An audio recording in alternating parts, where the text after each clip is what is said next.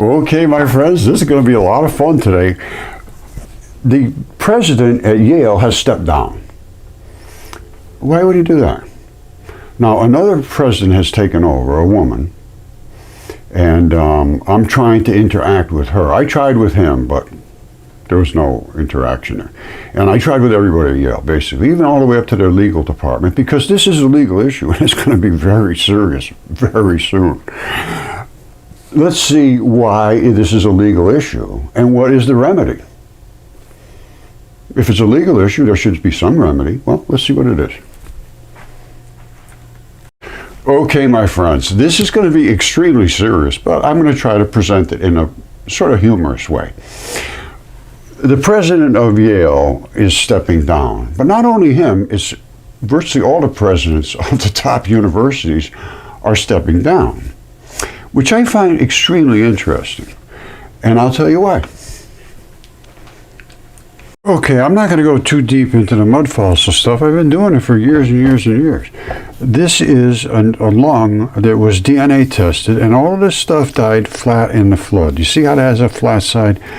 This is literally flawless, and I drilled in here to get blood sample from it, sterile as could be, and sent it off, and it was dense with blood because this is literally saturated with blood. And I also had two things that were from giants. One of them was this fingertip, and I have the hand and knuckles and all kinds of things from this. The hand is almost 4 feet wide, and then I had a fingertip, just a fingertip, 3 feet long, and it still has a fingernail and a fingerprints on it.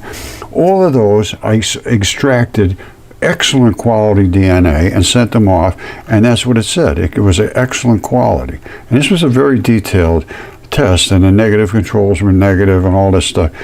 Here it is right here. Excellent quality DNA sequence of tandem, 36-inch tip and the lung. This is this one here. And they were here. Homo sapien, mitochondrial, cytochrome B and D loop region, both of them. Well, all three of them.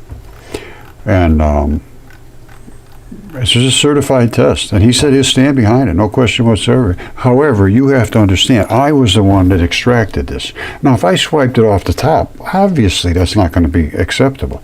But when you do everything clean, you sterilize everything, you sterilize the tools, you mask and gloves and all that stuff, and you drill down in deep into it, and then you swab out of it the little particles, put them in a glassine bag, off they go. And I did that with all of these, and they came back human. And I have a dozen tests out going out right now to see if we, they're not as extensive as this test. This was expensive, and it took months to do, and it was the first one done in the world on ancient human beings. So this was breaking new ground everywhere. Now, so there's the DNA, and I have all the specimens. There's the hand that goes with this fingertip. See, the fingertip is way out here. Now, and in addition to that, I found knuckles and all kinds of things from this. Here, hold on a second. Here's a bone ball. And this eroded so fabulously. This is actually a fingertip. I mean,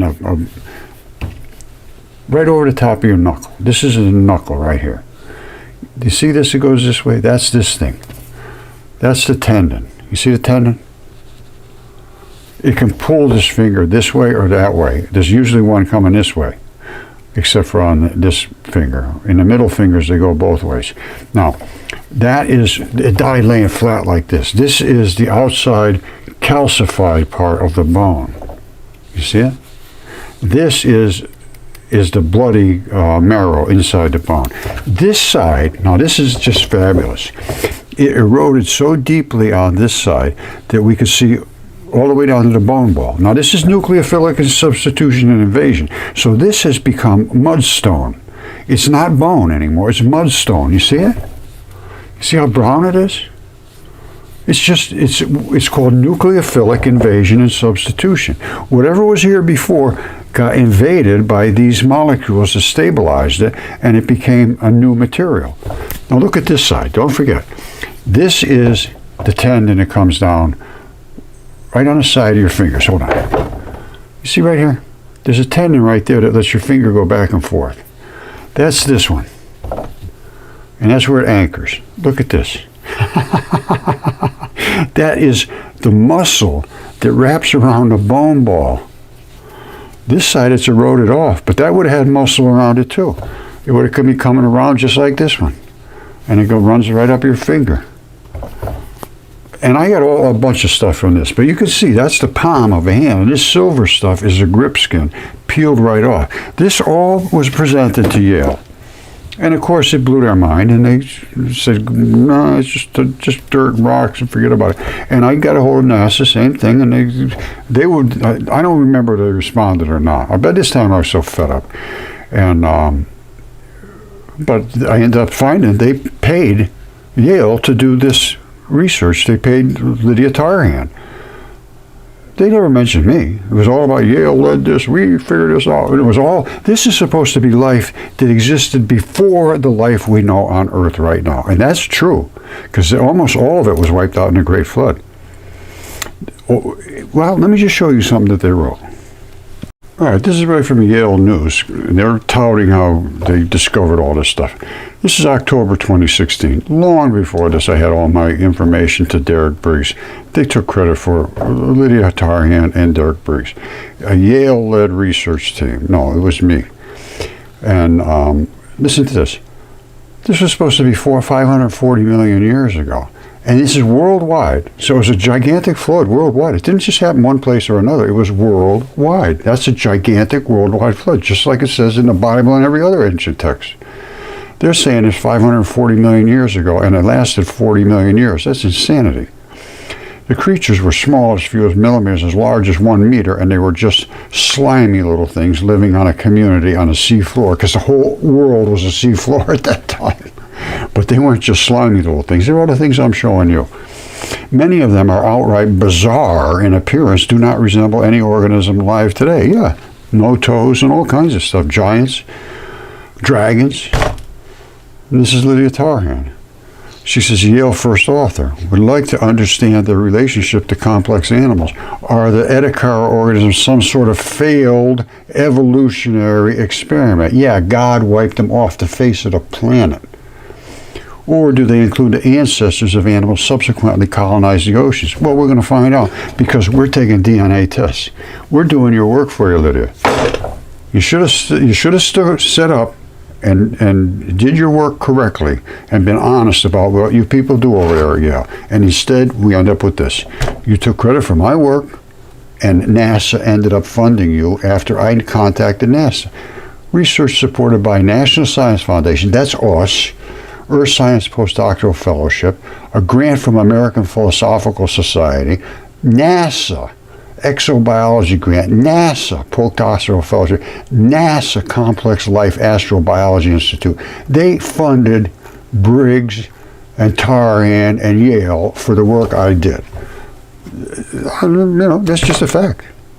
Just a fact. Let them stand up and say, oh, no, Roger, we never saw that. I got all the emails. I got all the evidence. And I've been putting this out on the internet for over 10 years.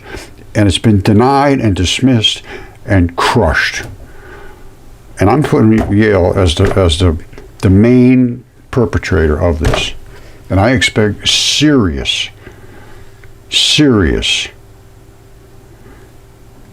reaction to this by the people that we have in charge that are supposed to take care of honesty. There's no honesty here that I can find.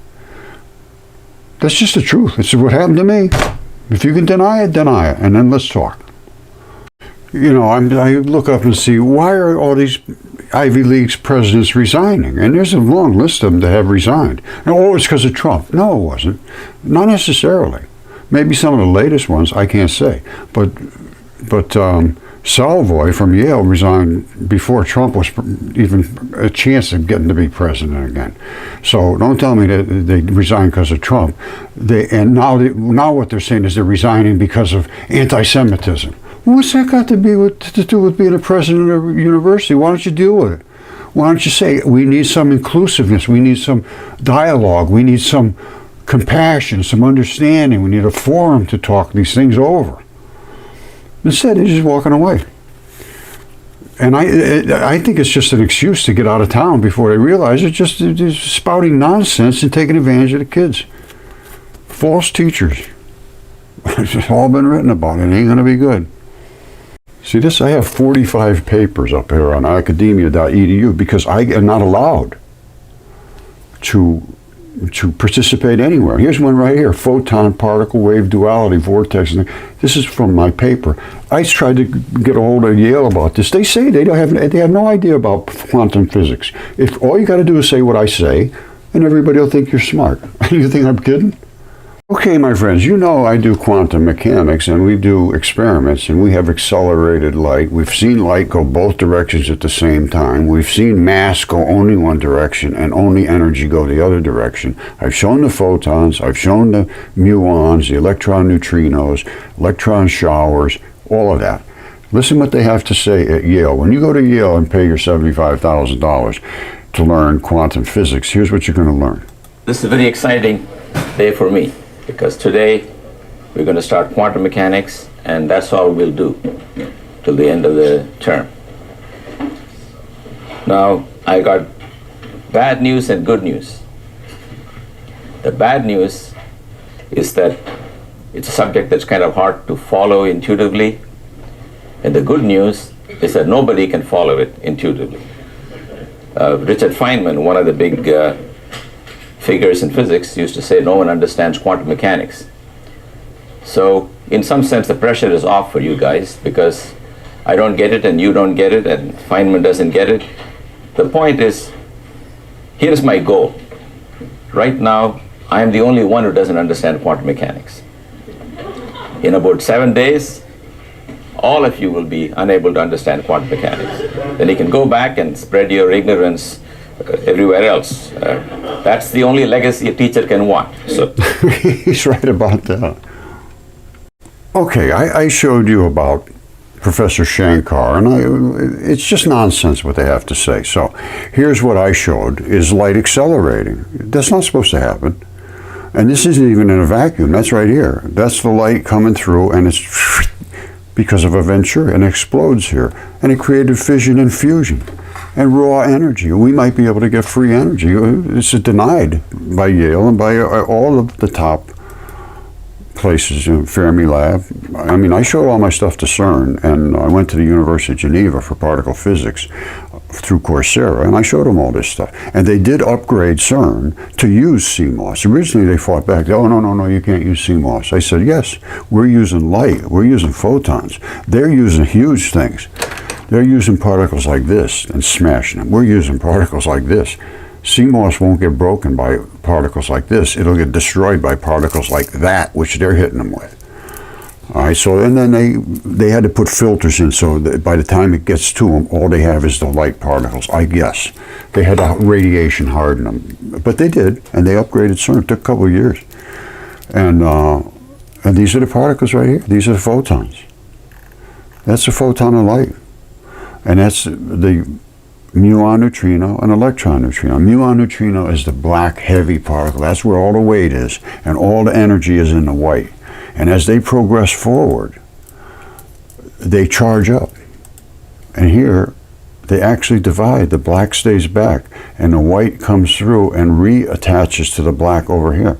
So this is fission, and that's fusion, and this is subatomic explosion. Whenever something breaks apart, it's an explosion. And you see the energy it created? It created so much energy that we can see the fields that we could never see. You'd never see these, except of the push back against them. This one's being sucked forward. That's why you see it. Otherwise, you'd never see any of this. It just wouldn't. You'd never even see it. The only reason this is become visible is it's going forward so fast that all the particles in front of it are being concussed. And these don't concuss anything really, because they're not in the line of the Venturi. So they're just going forward like normal light. But this, going backwards, hits them so hard in their face that they light up. Push to shove is always creates brilliance. Now, they just had a big thing about how they saw light go in both directions at the same time. Well, here it is right here. When it hits, it was going this way. Now it's going both directions. And the mass, the black parts, don't go backwards. The white part goes backwards, and it's exactly what they just said. Well, we just discovered that the dark part, the mass goes forward, and the massless particles go back. That's correct. Showed us 10 years ago. Not hard to see when you put your eyes on before you just dismiss everything. That's what happened with Don Lincoln at Fermilab, and I'm just, it's just done, this nonsense. Trump's coming in, Musk is coming in to work with him and try to, get this thing under control. This is very, very serious, and anyway, we'll get it straightened out. I hope I'm able to work with them, because I got a feeling that all of these people are resigning because they know they were teaching nonsense about this stuff. They know they're teaching nonsense about the history and the geology, and God is real, Jesus is real, all that stuff is real, hell and heaven is real, and they talk about false teachers. Their destruction does not sleep. So either they turn around and say, hey, we made a mistake. It's okay, we made a mistake. And we followed what we were told to say. But now we understand. And if that doesn't happen, it's not just me that's going to have issues with them. There'll be all kinds of things happening to those kind of people. From God, hopefully from Trump. I don't know if Trump is God or not. At this point, I don't know anything anymore. I'm just like Professor Shankar. Nobody knows. What are you going to say? You got to look. Their job was to look at this. They did not do their job. They failed their state students. And actually, they took my research from somewhere around there. Exceptionally preserved. This was my research here. Fascia-facilitated fossilization. This was all of the soft toddies. Spectacular preservation in mud. And they literally took us. Oh, no, it was sand. No, it wasn't. It was mud. And there's 3 layers. There's a red bed of mud, which is where my stuff came from. Then the gray clay, which is all the marl and nasty stuff. And then the black cap, which is the fallout. The Triassic happened in like a day or so. I have a human footprint in the middle of that 3 layers. If it took 65 or 60 million years or 40 million years, whatever they say, I mean, it's just insane. I have the footprint in the middle of the 3. It's because there was an impact of Venus into our atmosphere. It actually caused the Earth to wrench so bad that all the siliceous ooze, which is 2.5 times heavier than water and sits on the ocean floor, and that's what created all the silicates and all the quartz. Silicates are quartz. And it swished up and supersaturated the waters. And Yale says the same thing. Yes, they agree with that. They agree with everything I said because I gave them all this stuff before this. And I said it's preserves, and they get caught in the mud, and it coats them, and the mud is literally like flesh. That's what it was boiled off flesh. And it coated these things, and nucleophilic substitution and invasion came in, and the transition metals came in, and they found partners to bond with and stabilize, and that's what we see here. And there is creatures here that we never knew about. No toes, these things that have big round toes and a big foot like that. It even has a built-in soul, it almost looks like. And there's springs inside some of these feet. These are engineered species. I'm telling you, these presidents are all getting out of town. They're smart. They know what they're doing. But what they were tried to do before was to bring in people from lower incomes that always questioned these people. And they were going to try to indoctrinate a bunch of them by giving them grants here. Give them some money, give them some money, give them some money so they can come in. And we'll indoctrinate them. They can go back to their neighborhoods, and then we'll be covered. Well, it didn't work because Trump's coming in. He's getting rid of all of that stuff. They have a whole batch of ways of indoctrinating people. It's menticide. They force you to say what they tell you to say, or they'll fail you. So let's take a kid from a poor background. He's got no money. They give him a grant to go to Yale. He goes to Yale for archaeology, anatomy, history, whatever he does. Whatever they tell him to say, he says it. He's not going to say no. Otherwise, they'll take his money away, first of all. Then they'll tell everybody he should have never come here. He's an idiot. What would you say in that position if you were him? Yes, sir. Yes, sir. Yes, sir. Oh, yeah. Oh, no problem. And then you go back and spread your ignorance everywhere, as Professor Shankar said. And he said that's the only legacy a teacher can want. And that's all there is. You spread your ignorance, and you tell them if they say that, they'll be accepted as a really intelligent person because somebody at Yale told them to say it. It's just doesn't work. Now, I know Trump understands this, and I know Musk has to understand this. So we're going to, hopefully, I'd like to see him take at least $20 billion from Yale. The rest of them, I don't know how much money they got, but I just was looking up. Yale's got $40 billion, and they doubled it under Salvo, and he was there for 11 years. You know, everything I did, they know about. They actually changed the name of geology. It's gone. They even put a picture up of well, hold on, watch this. You see this?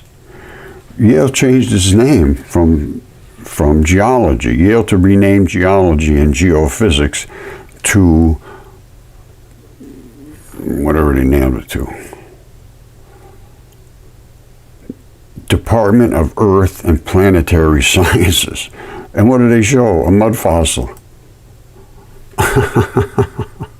That's Mudfossil right there. That's not nothing. And that's why they renamed it, because they knew that all the stuff they were teaching was wrong. And they're sort of backing out of it. They did the exceptional preservation after I presented all my stuff to them a year later. So literally they're in trouble. I mean, they're in deep trouble for what they did to me and to the students. It's not just me. And I really don't care about me, to be perfectly honest. I'd like to see my school, you know, get Yale out of the way. And I'd like to see them make it into a homeless center, to be honest with you. It's not working as a school. Okay, I don't know if we talked about this yet, but this is Yale News, and they're saying about what could Trump mean for Yale with this endowment stuff. Well, here's what he says. It said President-elect Donald Trump has proposed raising the taxes on the endowments of universities, which could bludgeon Yale's student and teaching and research abilities. They never paid any taxes on any of the money they took in for these endowments, and they're up to $41 billion. Could be at risk. Well, I hope so. Now here, they shouldn't just tax it. They should just take it from Yale. That's my recommendation. This election cycle, Trump and Vance have characterized universities as elite liberal echo chambers. No question about that. Their new proposal to tax university endowments, Trump has suggested, could fund a free, non-political online university such as Mudfossil University, called the American Academy. I don't care what he calls it. That's fine. It may serve as an enforcement mechanism to pressure universities into adopting specific practices towards on-campus dissent. You should be able to raise your voice against your professors, but if you do that now, they will keep your money and destroy your life, and they will never think a thing about it. You see this? This should be adopted. Trump put in a 1.4% tax on this money given to these endowments, into these universities to keep them pumped up so they can dispense all this nonsense. Vance said, we want 35%. And the Democrats blocked that. Now, I was always sort of just up in the air about politics. I never even cared about it. My life was going good without politics. I couldn't have cared less. But now I realize how much these people have taken advantage of us. And, you know, I was never a Republican, really. I didn't care much for Trump. I got to be perfectly honest with you. But now I'm seeing a whole different light as I keep doing some research. You don't do the research. You just accept somebody tells you something. That's not been my way, but I never cared about politics, so I never looked. I could care. Like, I have no ability to interfere in that. Well, now I do.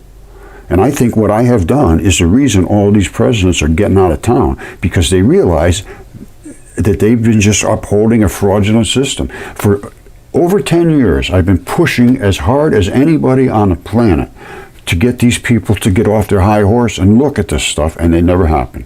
And it would never happen. The only possibility we got was with Trump. Okay, let's finish it up here. I started out by saying this is an important legal issue. It really is. I mean, when I show what happened to me at Yale as I presented all my evidence to them and all the rest of them too, Yale was the primary issue because everybody said you got to go to Yale. There's a guy right down the street from you. And when I went there, they destroyed everything I said, twisted it and distorted it, and took credit for it. And then told everybody that, you know, I said they won't even talk to me, they won't deal with me. And then they just took that as that I was an idiot. And really, they would say that. They say, well, why do you think that is, Roger? I said, well, they just won't examine it. I had to have CAT scans. Well, you contaminated, you did this. And so what is Trump going to do? I didn't realize they had $40 billion. I think he should at least get half of that. And I originally wanted $500 million to do my school. I don't want it for myself. I don't want any of it, zero. I want the school to be an open forum where there's a discussion and an interaction like they had in the ancient Rome and Greek. They had a forum. You could sit around and talk and be heard. Not here. It's called peer review. It's racketeering. They own you, and they will only let you speak if you say what they want you to say, which supports what they want you to hear, so that they can force that into their students, and their students force that into everybody else and say, I am educated, I'm an Ivy League guy, or a girl, or whoever they are, because it's a lot of things going on there. But it's meaningless. All you're doing is it repeats an echo chamber. Trump's 100% right. I wasn't on with him. I got to be honest with you, but I changed my tune, and that's the key. That's learning. That's what learning's about. This does not happen here. It's absolutely not there. Not that I can see. That's my opinion. I have my opinion. I'm presenting my facts, and don't worry, these are going to be all heard, and I'm sure they'll be heard in a court of law at some point. There's a remedy for this, like I said, and it's going to be serious, I hope. I didn't realize they had $40 billion. I don't know, maybe he wants it all. Who knows? If this kind of behavior is tolerated, I don't see if that's a school at all. It's up to the big boys now. I've shown all my evidence for years and years and years, and Fermi Lab is another one. It's just a disgrace. And another one that they got to put their thumb down on. This deep underground neutrino experiment is absolutely insane. I've shown all of that stuff. I've shown all of that stuff. I've shown all of that stuff. You see this? That's electron showers. That's light accelerating. I've shown everything that they wanted to see and more. And now they're all using my research and talking about it, because now they're all going to do photon acceleration. Before, you can't accelerate photons. Plus, they don't have any mass. Nothing's going to happen. No, that's just totally wrong. Everything's wrong. Dipole electron flood theory is the only thing that works now. All right? And it's all of my mud fossils and the things about the ancient giants and dragons and everything else. All of that stuff was real. Every single culture on the face of the planet had the same story, and this is what makes these people incensed. The academics, because they hate God, first of all. As far as I can tell, the first things out of Yale's mouth, like Derek Briggs, I believe, within the first couple sentences was, what are you, a creationist? Because I think I said, I've got giant human fossils. And I think he just right off the bat said, "Oh, what are you, creationist?" Because this was the time when Mary Schweitzer was getting destroyed for her evidence that soft tissues could be extremely well preserved. And they said, "No, it's impossible." So they destroyed her. And they fired another guy that worked with her, and it was a nightmare. And she's still marginal as far as I'm concerned. I don't think she's certainly not accepted like she should have been. Anyway. And the same thing happened to Velikovsky, same thing happened to me, same thing happened to anybody that stands up. Only I'm never going to back down. So either they're going to, well, they're getting out of town. As far as I'm concerned, that's why they're leaving, because it's all of this has been shown over and over and over and over. And I know they're watching, because I know I sent it all to them. And every time they make a statement, I jump right on it. That's why, and you know, the beauty of this whole thing is I have learned so much from seeing what they say, and they say, well, does that make sense? And no, it doesn't. None of it makes sense. Almost nothing makes sense. And they just, because of their rules and, you know, Einstein's statements and laws and all this algebra and all this absolute nonsense. Wait till I show you something. I got to do this. I got to show you this. I'll show you. All right, this is so simple you won't believe it. There's supposedly only two particles, fermions and bosons, which I do agree with that. One of them has all the energy, the fermions, and has no mass, and the bosons are the carrier. They used to call them carrier bosons. They went away from that. This just came out. Just came out yesterday or today or a couple days ago, 2025. And they're just doing my research. They're saying exactly what I say. Only they say, well, you have to cover this with all kinds of special algebra. Look at all this stuff. This is just all nonsense because they don't understand what's really happening. The only way you can determine energy is by the mass that you're starting with. And when I say mass, I mean the number of particles. All right, that is the mass, the atomic mass units. And then you have to decide, is it moving? Is it being bashed into? Are you bashing it? Is it being exploded outwards? Is it being irradiated? Is it being thrown against a wall? Is it being thrown against a pillow? Is it being thrown into gases? Is it going through magnetic fields? Every one of those things affects the mass. I don't see any way you can calculate in some special little squiggles here and make sense of this. It's just not. It's not correct. I agree. There's a wave function distances. Now you have to look at dipole electron flood theory. This is what a proton looks like. All the dark matter goes to the center. They have dipoles, yes. And they're saying one of them's a fermion, one of them's a boson. That's the fermion is the white, energetic. The boson's the black. The bosons go right to the center. Fermions go around trying to get into them. So the ones that are sucked up real tight against them, they glow like crazy. Let me put it this way. You can't see the dark matter. That's why they didn't say we can't find it. We're standing on it. It's in us. It's in every single light particle has the dark matter in it. We just never saw it because it's always coated by the white matter. Just like this right here. These are just little magnets. It's exactly what's got going on here. Only here, the magnets stick to each other. In here, in an atom, they go to the center. So the black would be in the center. You're never going to see it. Every time you look at it, all you got is bounce back. So that's why we've never seen it. But once you get down into the subatomic, it sticks right out there. And you can see that they can separate. This I have shown. But this is very, very simple. It's called dipole electron flood theory. That's my dipole electron flood theory. And it's the only two particles that exist. It's the white one and the black one. There's no question. That one has all the energy and no mass. This is what you put in a battery or in a car or anything. Electricity, lightning, static. This is right here. All it wants to do is get to ground, which is the black. The Earth is completely saturated with black particles. Ground sucks these in. It's exactly what it is. These want to go bzz, electricity, bzz, static, bzz, lightning. Even light, even all the particles, even anything you drop is completely saturated with white particles as well, because there is nothing that doesn't have white particles in it until you do what we did by doing it through the Venturi. These are the basic dipole electrons. They call them gluons, but there's a particle that's dark and heavy and a particle that has no mass that we can determine, and it has all the energy. You put two of these back to back and they create a field that surrounds it. This one just will dig in and go into other material and create heat. This is not electricity. To get electricity, you have to get this part away from that part. And the only way you can do that is to rip this away with another magnetic field smashing against it.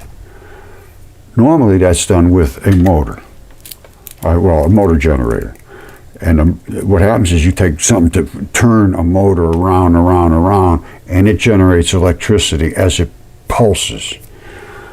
But you got to turn that motor or generator.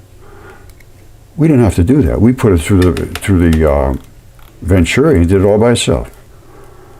That's the difference between what we're doing and what they're doing. This happens all by itself. That's acceleration. And here, the black and the white separate. And if we can harvest it right there, that is exactly what you get when you tap into a generator, or you have lightning, or you have static, or you have electricity. That is raw electricity, and that's exactly what you want. And if you could put it down like this here, something like this, you see what it's doing. It's accelerating from the laser into the Venturi, and then it explodes. So what we need to do is put a harvester right in there, an electron collector, because these are nothing but electron neutrinos, and there's no mass to them. But they keep getting slapped like a hammer. Really, and I'm not kidding you. They keep going, because this is pulsed. It's going bam, bam, bam, bam. It's like squirting a tube of toothpaste through here. And only the fine particles come through the white. You see it? Only the white comes through. And only the white come through. Now, where do they go? Well, they come right back to the black. That's the only thing they want. And is this much of a distance in light is a very, very quick re-entanglement. Now, they were entangled when they came out of the laser because they're light. They're black and white. You saw them together. They become disentangled here. And then they come re-entangled here. They talk about all this stuff. This is the division of the particles. That's fission. This is raw electrons, electron neutrinos. And these are sterile muons, the black is sterile. Look all this stuff up. This is exactly what they're looking for. And this is the concussion that creates the Higgs fields. And all the Higgs fields come flying out of here in arrays because that's the reattachment of the white to the black. They have just the opposite. They think the Higgs fields occur as they're separating. I don't know what they think anymore. I just lost interest in what they say because it's just waste my time. Because I can show you all this stuff, and we need to get busy and do something. So right here, you can collect all of those particles if you had the right stuff. And they have this stuff. They have a bunch of new materials. They're primarily metals and transition metals in very, very thin films. And every one of them has a different excitation zone. And that's what they talk about, having these wave functions and all that stuff. It's one particle will pick up, one type of a particle will pick up an exact frequency and absorb it. Another type of metal will pick up an exact frequency up here and absorb that. So you need to be able to absorb all the frequencies. So you need a whole batch of different, primarily transition metals, because that's what their job is in this life, is to jump energy states. This is what will go through your body to make your body work. And that's how they do it. They jump energy states back and forth. They absorb and they emit. They absorb and they emit. They absorb and emit. That's what you want here. You want it to absorb in here and emit down into there. That's what these metals do. And now they have what they call perovskites. And it's pretty much thin films. And it's almost like spraying paint. And you would have to have you'd have to know the absorption level and put them deeper and deeper and deeper. So the wave is this long for a certain one and it's this long for another one. You would want you'd want them in an order where they're picking up the real hot ones first and picking up the slow ones later, because you're going to have to be distanced out. So you may have to have that perovskite here a little thicker. It might have to go all the way from here all the way to there. And then you need a floating ground. That's now you're into a little bit of engineering. Floating grounds are they're not real hard, but they're a little tricky. It's too tricky for me. And then of course you're going to have extremely high amounts of energy if this works. I mean, extreme amounts of energy. So you may be able to walk around with a little lunchbox. I show this, and I say, if you could take this, whoops. There goes my hair follicle. If you could take this and walk around with this, because inside it would have thousands of these, picking up thousands of splashes of that. And then you could just dial whatever you want. I want this. Scientists could have a new molecule boost fat metabolism naturally. Yeah. Okay. Possible. Now, I think I've made my case, and I think I've made my case against academia. And I think academia is getting out of town because it's well known now. It's been pushed back on so hard for 10 years. They've been successful at stopping all of this information, but they can't do it anymore. It's not me just alone. There's a ton of people out there that are showing things that are not allowed. I would say I've probably been as obnoxious as anybody about it, because I had evidence for over 10 years. And I went to the top people. I didn't say, oh, let me just go down here down the street and show it to the guy down the garage and see what he thinks. No, I went to Yale, I went to Harvard, all of them. And then I see today, Rice is claiming something about almost identical to my research. I think I just showed it to you. That was Rice University. I went there for chemistry. Through Coursera. Where was it? Hold on one second. I don't think I showed you this, but I'm going to show it to you now because I don't want you to miss this. This is from Science News and so forth.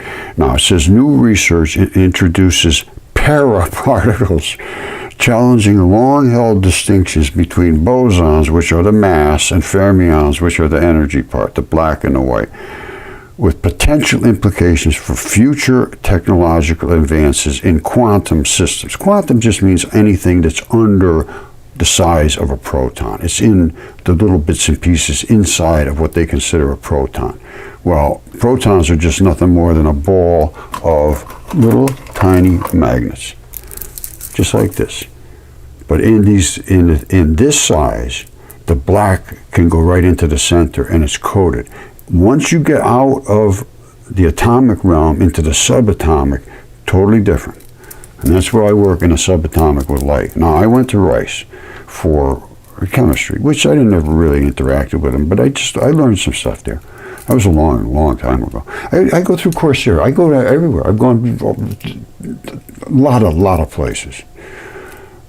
And they keep up on you. They tell you, hey, go here. There's another course opening up, and they're free. They were free. I don't know what they do now. I've stopped doing it because I've interacted with basically all of them. I went to the University of Geneva for particle physics. I went to Rice for chemistry. I went to oh boy, I don't know, a lot of them. What's that one down there for genetics? I went for genomics to I can't remember anymore. But it was a big one. It was the big one. And I talked to my professor, and I really interacted with him heavily, was the guy that did all the research on the woolly mammoths and all that. And when I presented my information to him, it did not go well. Boy, I can't remember the name of the guy. Hold on, I know I got it somewhere. Okay, just came back to me. Johns Hopkins was the school I went to. Professor Stephen Salzberg was my professor, and boy, I lost something here. Hold on one second. He was the guy that was the genomics professor. All right, so he was the guy. I took a genomics course. In other words, genomics is how the genes are arranged in different species and how they interact and all that stuff. And he was, they put in a little finesse here and there. A different gene means a different species. Well, that's probably true. There's elks and there's caribous and there's deer and there's all those different. They're very, very similar. So obviously there's going to be similarities. He was doing a woolly mammoth. Now I just saw the other day there's the Colombian mammoth, and I think he was involved in this. There's a discussion now: is a Colombian mammoth the same as a woolly mammoth, or have they interbred? And it's just like having a black person interbred with a white person.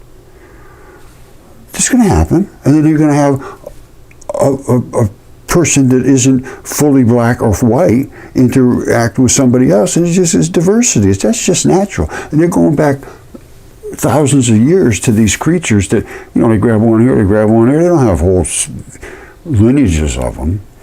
They know things change. That's just the nature of life. there's going to be species interbreeding. And we humans have different species. There's absolutely no question in my mind. No question whatsoever that we are a melting pot of different types of peoples that originated from who knows where and evolved, if you want to call it that. I wouldn't call it that, to be honest with you. We changed, let's put it that way. Now, I'm screaming about my chemistry and my physics and all that, and they say, oh, Roger's just jealous because he can't do all this algebra like we can do. Like this stuff here that I just showed you, this stuff here, all this particle physics is changed, and you have to do it with, oh, we need to do all this. If you don't have all this standard textbook argument dichotomy, they make everything sort of, it's not explainable. I understand all this stuff. I understand it 100%. I don't confuse anything. I make everything very simple. And here's from right after I got out of the Army. I was in the Army for nuclear missiles. Well, I serviced nuclear missile sites. I wasn't actually working on nuclear missiles, but I serviced the nuclear missile sites up in Alaska. And I went deep into this, and I'll show you. I am not jealous of anybody in this. I have done all of my homework. Now, I came up with the fact that there's intermolecular forces, and there's only two types, and they're dipole-dipole interactions. One of them is polar, and one of them is non-polar. You know, magnetic and non-magnetic, that type of thing. Think of it that way. Magnetic properties, I went through that stuff, and then transfer of energy. Now, listen to this. This is the most critical thing there is, because light makes all energy. You could take a nuclear bomb and explode it, and whatever was there turns into light. Ever think about that? Light turns into a nuclear bomb if you can condense it to hard enough. But once you condense it, if you explode it, it goes back out into light. Everything starts as light. You and I are made of light. Plants are made of light. They eat light. Light is heat, and it's also rest. It says in the ancient texts, the signs of light are motion and rest. All right? As the light is coming through it, it's in motion, but once it hits something and sticks to it, it's at rest. Now, they're talking, this is Rice University, they mathematically unveiled the possibility of paraparticles. This is where they just get crazy. The only particles that exist are the ones that I just showed you, these black and white ones. And they come through as photons, and they're all different colors, but the black is always the same. The black never changes, and it's always attached to a glowing particle. This goes back to the earliest experiments with the light, and that is taken with a cell phone back around 2012, 2013. This is literally a light wave which has a particle, and that's the particle that's in that wave. And you see all these concussions here? That wave has a magnetic field that surrounds it, and it pushes everybody else's magnetic field, so they glow a little bit. Now, you don't see them in here, but in this shot you do see it. And I can show you some other shots where you see it quite well. But that is the photon. That's the smallest particle that exists that is stable. All right? Half of that, which is a gluon, just one black and one white, is not stable. It wants to add to something as heat, basically, as heat. It wants to invade somebody else. The photons want to bounce off of somebody. That's why you get light. Boing. These come up and they just gradually move into something. We'll accept them. And when that thing heats up to ambient temperature, which everybody else is, no more will be able to go in. When the ambient temperature, the door opens, it gets cold, they flow back out. It's as simple as that. These are the ones that move, is the single dipole electrons. Two of them back to back make a photon, and that has a big magnetic field around it, like I just showed you. The field is like this big around. The particle's right dead center in the field. But when it's moving, it's starting to get stretched because it's accelerating. All right, now here's where you get a good shot from the old days. All right, here's it coming through. There's a wave. You say, well, yeah, that's a wave. I see the wave, like it's a wave. It's just like a jet fighter going this way, creating sort of a wake. Well, where is that particle? The particle's here. We don't see it. Well, guess what? This is it. This is that particle in that wave. Now, you see it here, and you really don't see the contrast, but over here, when you put it in the contrast mode, it shows this one is really getting charged up and that one is not. They're both white, but you see the glow of that one compared to the glow of this one? I have some other shots to show these, and the reason is this one is going forward and accepting all of these particles in front of it, charging it up as this one discharges, and then once it fills up, it flips, this one comes to the front, and then you have what's called an upspin. This is a downspin. Now green, all photons are the same, doesn't matter. They got one black that never changes, well, two blacks, because they're back to back. The blacks never change, and they don't emit, they don't absorb, they don't reflect. They are what they would have called a boson carrier that carries the white. The white has no mass, and it must be carried. All right, the white must be carried or sucked. And that's what the Earth does. The Earth sucks. Well, what do I mean by that? Well, it sucks electrons. You got a whole batch of extra white ones up there in the clouds because they're scrubbing, they're doing all this interacting. Water molecules are very polar. You got all kind of polar activity going on there, and it dislodges these white ones, and they form into masses of energy that have to discharge, and they get sucked to the ground. All right, and if you're in the way, you become electrocuted. If it hits a tree, the tree explodes. It wants so bad, these whites, to get to ground that it will go through anything. That's the power of electricity. So electricity either sucked or pushed. All right, and it's sucked to the Earth because the Earth is a ton of dark matter, a ton of it. And it's just the way it is. So the Earth is ground. It wants it. That's why a floating ground is not the simplest thing to do. But the engineers have fixed this in 15 minutes. They figured this out.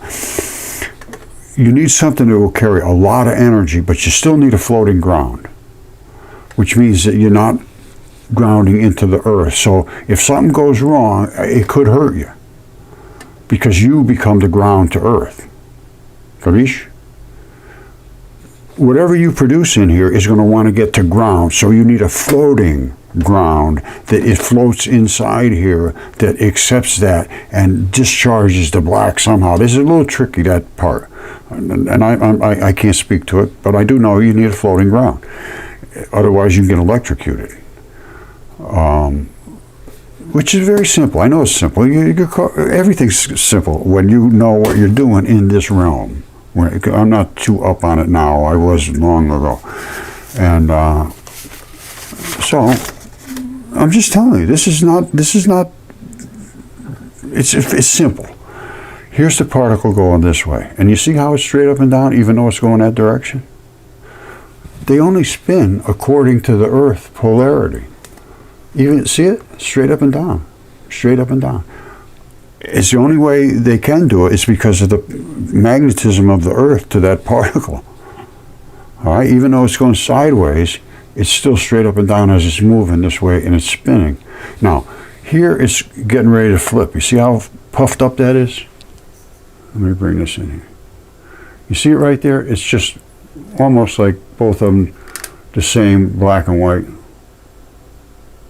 All right, now let's see as it comes up, straight over here, and it comes up, up, up, up, up, and there it is right there. Well, what's happening now?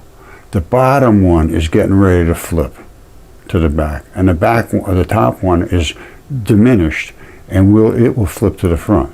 Now, if we go back to where it started from, we can actually see, whoops, or maybe not. The white one at the bottom has already started to charge.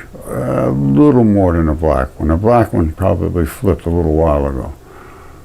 But in the next sequence of trigger shots, you see it's ready to flip. They flip fast, especially the green. Green flips a lot faster than the red, and the blue is just done. Blue really can't work with just much too fast. But the green, you can see that's not all that hard to see, and the red is obvious. Red, you can see a lot of interaction. Well, green you can too. Blue, no. Okay, this is from Rice, and they're talking about these new paraparticles. There is only two particles that exist, the black and the white, which I have shown you, which are these two particles. And when they add together, they make a photon. When you just have the black and the white one side there, that's an electron, a dipole electron. When you break everything off and all you have is the white, you have what they call a fermion, which is the energy. And if you break everything off the other way and all you have is a black, you have the muon, which is the boson, the heavy particle. Here's what they say, all right? If you're a geek, you'll understand this. It's not hard. Just let your mind slow down. They're talking about quantum mechanics, which is things that exist within the nucleus. Well, it's atomic stuff. Quantum mechanics long held that all observable particles are either fermions or bosons. I agree with that, because that's the only two particles that exist. That's the white one, and that's the black one. These two types of particles are distinguished by how they behave when near other particles in a given quantum state. Yes, it's how they interact when they bang into things, as I have shown you. The white ones bounce, and the black ones, they don't bounce. The white ones explode, and the black ones just stay the same. They go sterile. Bosons are able to congregate in unlimited numbers. Yes, that's the black particles. They can, and unlimited, they're correct. I agree with that. Those are called black holes. Those are the bosons. Whereas only one fermion can exist in a given state. This is it doesn't work. I don't understand what they're talking about. Fermions are the glowy ones. Where the ones that are the white ones, they want to surround the black ones. Let me just continue on here, and then I'll show you why they're wrong, or maybe not wrong. Let's see. They say that bosons are able to congregate in unlimited numbers. So they come into the center, and they can just congregate. Then that's what they do in the center of protons. All right, unlimited. But only one fermion can exist in a given state. Well, fermions are the fields. They only get so close to each other, and they won't get any closer. I don't know if that's what they're talking about, but that's a fact. They will not touch each other. They just want to push each other away with their fields. So when they hit, they glow. And the fields get bigger. They don't get smaller. That's the crazy thing. Now, this behavior of fermions, which is the energy, is referred to as the Pauli exclusion principle, which states no more than two electrons, each with opposite spins, can occupy the same orbital in an atom. No, that's not right. What happens in an atom is you get to a certain number which is stable. And then more want to get in there, yes. And it depends how stable it is, how many will surround it to try to penetrate. They may push them back out, and then they think that that's the quantum distances that surround everything. It's like this here. These are supposed to be where the distances of these particles go up in bonding order and all that nonsense. It doesn't work. What happens is this. When they congregate around the core, It's the core is black. All the black particles go to the center. I never thought they could split because you cannot break a bar magnet. You cut it in half and you got two bar magnets. But when you get down into the subatomic realm, all the black goes to the center. They congregate, just like they said, in unlimited numbers, only in matter. It's a little different. There's certain zones of stability. We call them atoms. All right, and there's zones of stability. That's all they are. And there's a whole ton of particles in between each one of these zones. Thousands of particles in between boron and carbon. In between lithium and beryllium. Thousands and thousands of particles. Hydrogen is not just one proton. It's approximately, in my calculation, about 1,840 dipole electrons. So 1,840 of these particles would make one hydrogen, not one proton. Helium is, I think, 7,350 or somewhere around there. Helium.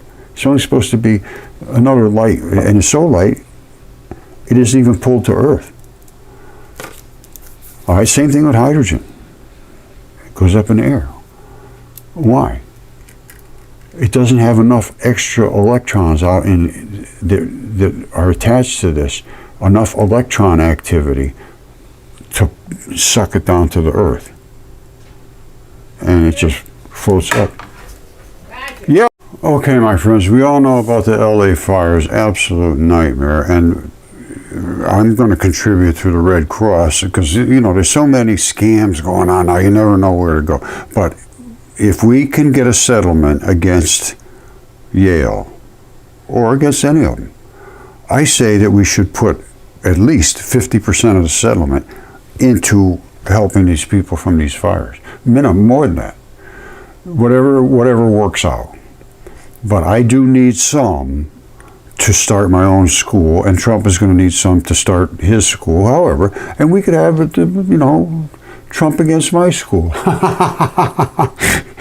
You know, but we need an open forum. We need to be able to discuss this stuff. You need to be able to stand up and not be failed for standing up and asking a question. And I'm telling you right now, they will fail you and destroy your life for asking questions. If you don't accept what they say, you're in trouble. And there's nothing to do about it. Not a damn thing. All right? I love you all. I'm hoping we can get some help for these people and to get out of this nonsense of brainwashing these kids to tell everybody you're smart if you say the same thing I told you to say. It just doesn't work that way. It's a forum of investigating the real evidence that exists that is refused to be investigated because of peer review. They say, oh boy, that's going to hurt us. Ooh, stay away from that guy. And that's what happened to me. Happened to everybody that stood up for something that it was infringed on their authority and territory and status. All right, I'm going to leave it at that. I love you all. Stand up and get behind me on this, please. Give me a thumbs up if you're okay with what I'm saying, and talk about this. Share this. Get it around. We need to get this done. We need to talk to Trump and Musk and the Department of Education. All the new people are coming in. RFK. I have plenty of stuff in the biological realm about the interstitium layer, about the fluid-filled highway that's in the body. Doctors don't even understand that now. They just discovered that layer in 2018 because I discovered it and wrote the paper on it in 2015. Now, I've been getting accused, oh, you're a narcissist, you wrote this. No, I just want evidence. I want the evidence to be seen. I don't care who discovered it.